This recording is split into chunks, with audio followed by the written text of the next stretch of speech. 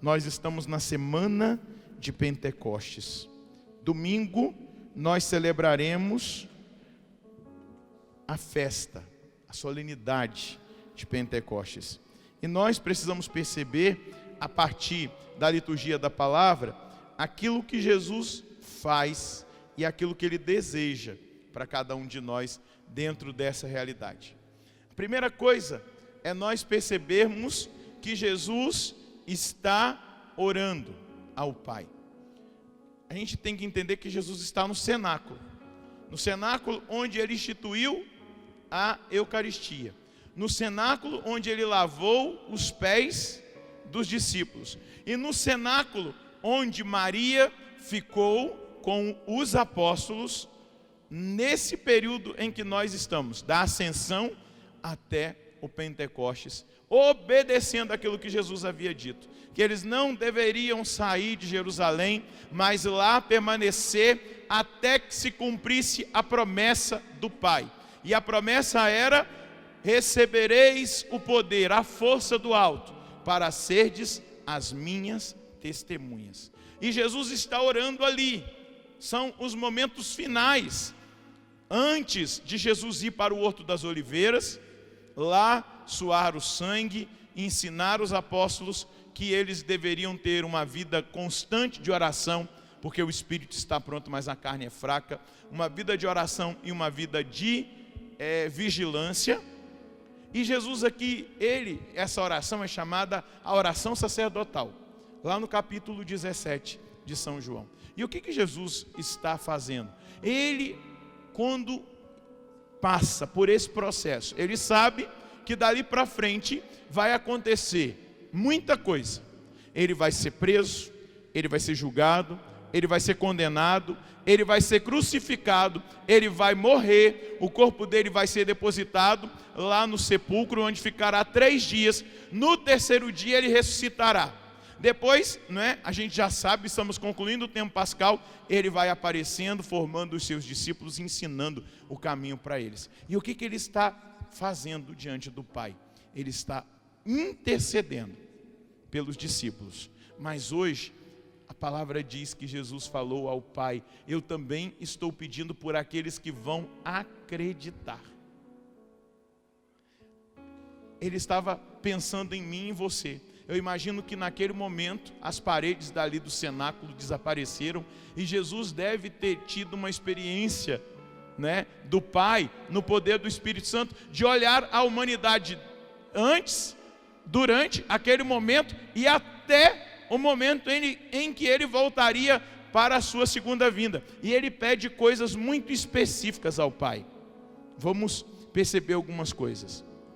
Ele vai dizer ao Pai que o Pai desse a graça de que os seus discípulos, de que nós vivêssemos a unidade.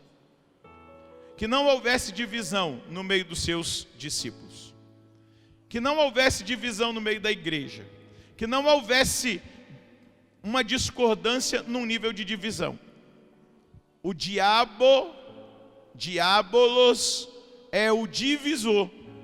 O Espírito Santo é aquele que gera unidade. Onde não tem unidade, onde há divisão, o Espírito Santo não está trabalhando. Se no movimento que nós participamos, na comunidade que nós participamos, na paróquia onde nós participamos, se nós cultivamos divisão, o Espírito Santo não está agindo no meio de nós. Nós temos que perceber se as nossas atitudes não são causa de divisão, se as nossas falas não são causa de divisão, se o nosso comportamento não é causa de divisão, porque o divisor vai tentar, o divisor por excelência, Satanás, vai tentar semear confusão no meio de nós. Porque quanto mais confusão existir no meio de nós, menos as pessoas vão acreditar. Menos as pessoas serão atraídas para a igreja. Por quê? Porque eles vão encontrar uma realidade de desunião, de confusão, que não segura ninguém no caminho da fé. Aquilo que segura, aquilo que nós precisamos buscar é a unidade. Porque a unidade, disse Jesus no texto do Evangelho, é o grande testemunho para que o mundo acredite. Não há possibilidade do mundo acreditar se houver divisão no meio de nós. Eu vivi uma experiência interessante. Eu participei de um encontro ecumênico. Eu organizei um encontro ecumênico entre católicos e evangélicos. Nós começamos esse movimento lá na Canção Nova, e eu, junto com o Padre Jonas, estava nas reuniões desse encontro, e aí a gente até sonhou uma coisa muito grande no centro de evangelização. O Padre Jonas disponibilizou tudo nas nossas reuniões, e aí um pastor da Argentina, que é muito amigo do Papa Francisco, Jorge Mitian, nós acabamos fazendo um encontro bem pequeno, só entre os pastores e as lideranças católicas, padres, fundadores de comunidade. Foi assim, algo espetacular nós orarmos juntos. O diabo realmente é derrotado quando há unidade, e a unidade no Espírito. E aí, naquele dia, quando nós estávamos lá, nesse encontro, o pastor Jorge Mitian deu um testemunho. Ele disse assim: por que hoje eu estou trabalhando pela unidade da igreja?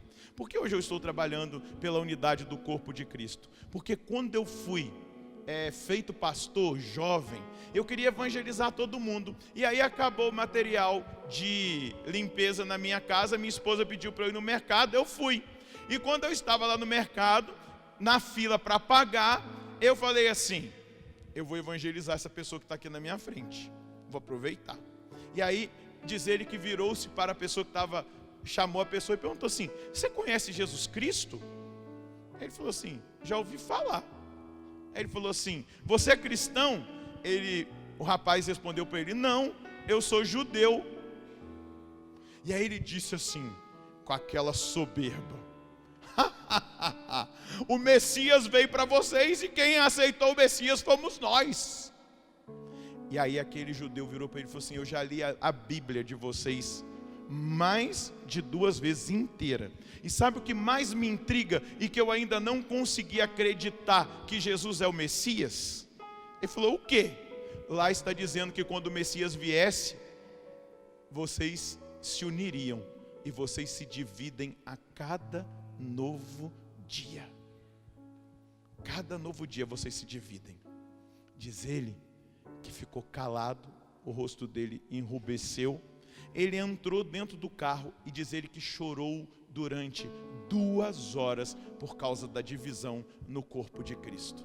E ele fez um compromisso com Deus, depois de derramar lágrimas na presença do Senhor, que ele trabalharia pela unidade da igreja, para gerar comunhão, respeito, amor entre os irmãos.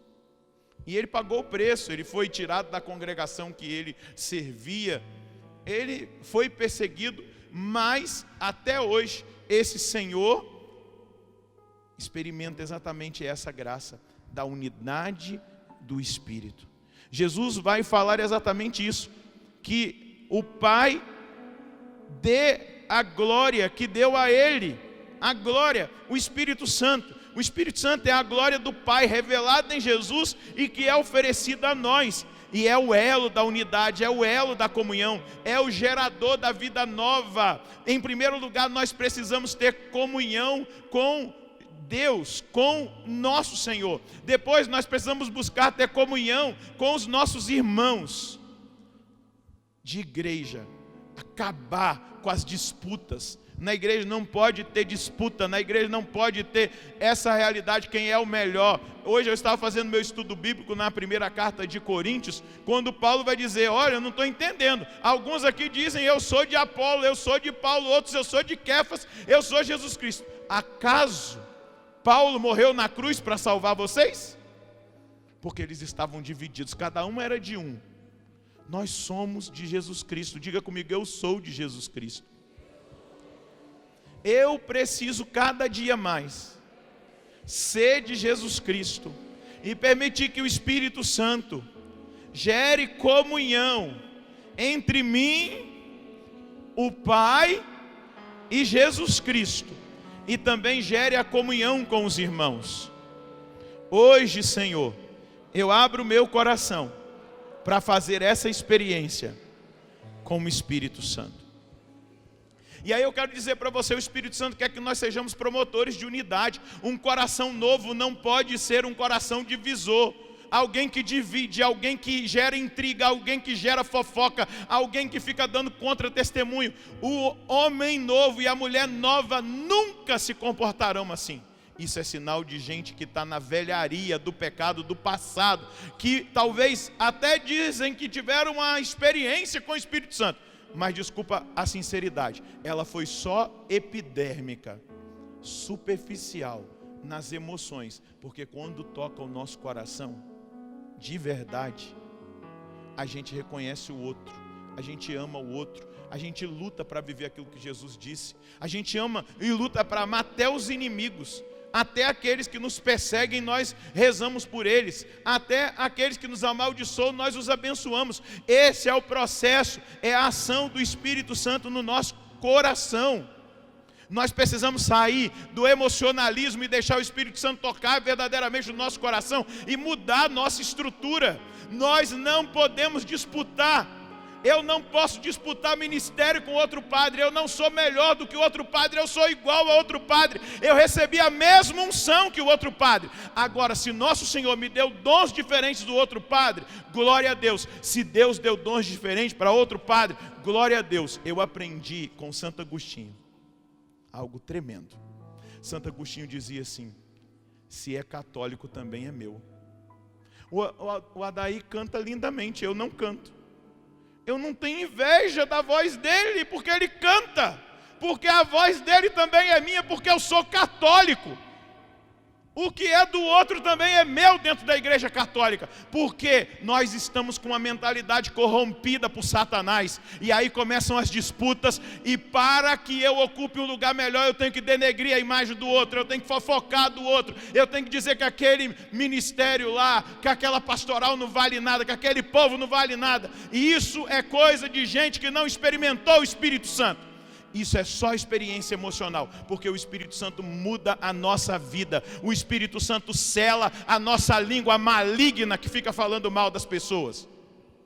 O Espírito Santo abre a nossa boca para abençoar. Quem experimenta o Espírito Santo não fica mais nessa vidinha ridícula, medíocre, feia, que dá vergonha na igreja. Dá vergonha de ver. Eu não sou melhor do que ninguém. Nós não somos melhores do que ninguém. A Canção Nova não é melhor do que o Shalom não é melhor do que a Canção Nova, a obra de Maria não é melhor do que a Canção Nova. Nós somos todos uma bênção para a igreja, cada um no seu lugar, fazendo a sua obra. Glória a Deus, ninguém é melhor do que o outro, nós somos obras do Espírito Santo. Eu vou ficar disputando com alguém, meu Deus do céu, isso é muito pobre, isso é muito vil, isso é muito carnal.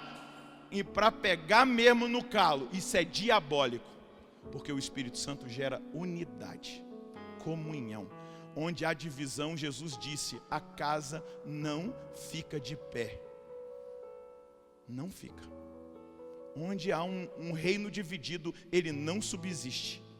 Nós precisamos entender isso e a partir de hoje abrir o nosso coração para viver a comunhão, porque Jesus deseja que nós estejamos com Ele. Jesus deseja que, aonde Jesus está, à direita do Pai, claro, Ele está aqui, daqui a pouco Ele se manifestará de uma forma concreta na Eucaristia, mas Ele vai dizer, eu quero que eles estejam comigo onde eu estou, eu quero que eles estejam no céu.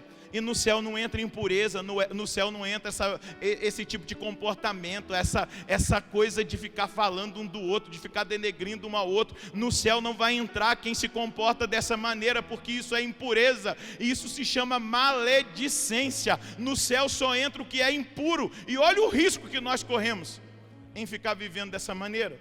Hoje o Espírito Santo está dizendo para mim e para você, eu quero gerar comunhão, unidade, santidade. Eu fiquei impactado, gente, quando eu li a oração hoje na capela. Eu estava me preparando para a missa, rezando por vocês. Quando eu falo que eu estou me preparando para a missa, eu estou rezando por cada pessoa que vai vir aqui e por cada pessoa que vai assistir. Quando eu fico ali de joelho na capela, que eu chego antes, é para rezar para cada pessoa que está sentada em cada banco aqui, que vai assistir na televisão, porque esse é o meu compromisso. Eu não estou aqui para dar espetáculo. Eu não sou um artista, eu sou sacerdote. E o sacerdote se oferece em sacrifício para que as pessoas experimentem a graça de Deus. Eu não sou artista, apesar de estar aparecendo na televisão. Às vezes as pessoas confundem as bolas. Eu sou servo de Jesus Cristo. E aí eu estava rezando por vocês, e aí eu fui lá na oração. Olha o que a igreja coloca nos lábios do sacerdote. Nós vos pedimos, ó Deus, que o vosso Espírito nos transforme com a força dos seus dons. Depois vai continuar o pedido, dando-nos um coração capaz de agradar-vos e de aceitar a vossa vontade. Um coração transformado pelos dons, um coração capaz de agradar a Deus e de aceitar a vontade de Deus. Essa é a obra do Espírito Santo. Essa é a obra do Espírito Santo em nós. Eu quero terminar preciso. Eu gosto muito dos padres da igreja, eles nos ensinam muito. Olha o que São Cirilo de Alexandria vai dizer. Vês como o Espírito Santo transforma noutra imagem aqueles em quem ele habita? Facilmente ele os faz passar do amor das coisas terrenas à esperança das realidades celestes. Do amor das coisas terrenas, do materialismo. Tem gente que só fica pensando, como vai ser amanhã? O amanhã não existe, querido. E você fica pensando no amanhã. A cada dia, diz a palavra de Deus, basta o seu cuidado. Você nem sabe se vai estar vivo amanhã. Lembra daquele homem que encheu os celeiros, que tinha muito poder, muito dinheiro? Ele foi deitar tranquilo. Deus falou: que adianta? Você vai morrer agora, essa noite. E vai ficar tudo. E a gente fica pensando em coisa material, a gente fica pensando em adquirir bens. O Espírito Santo nos desprende do amor às coisas terrenas e coloca em nós a esperança das coisas celestes. Eu estou aqui e preciso pensar no céu. Eu não vou ser um irresponsável, claro que eu vou trabalhar, eu vou lutar para conquistar, para dar uma boa educação para o meu filho, mas essa não é a coisa mais importante que eu preciso fixar o meu coração. O mais importante é saber se eu vou ser salvo, se eu vou fazer o caminho da salvação. E aí vai dizer São Cirilo: e do temor e da indecisão, a firme e generosa fortaleza da alma. Foi o que aconteceu com os discípulos, animados e fortalecidos pelo Espírito Santo. Nunca mais eles se deixaram intimidar, vai dizer São Cirilo. Nunca mais eles se deixaram intimidar, permanecendo inseparavelmente unidos e fiéis a Jesus Cristo. Diga comigo: Espírito Santo de Deus, eu te peço uma coisa. Hoje, nessa Eucaristia, me dê um coração novo. Retira de mim tudo que é velho, para que eu viva aquilo que é a novidade da sua presença na minha vida. Me desprenda dessa mentalidade mundana, carnal e materialista, e coloca o meu coração naquilo que não passa, naquilo que é durável, naquilo que é eterno. Amém.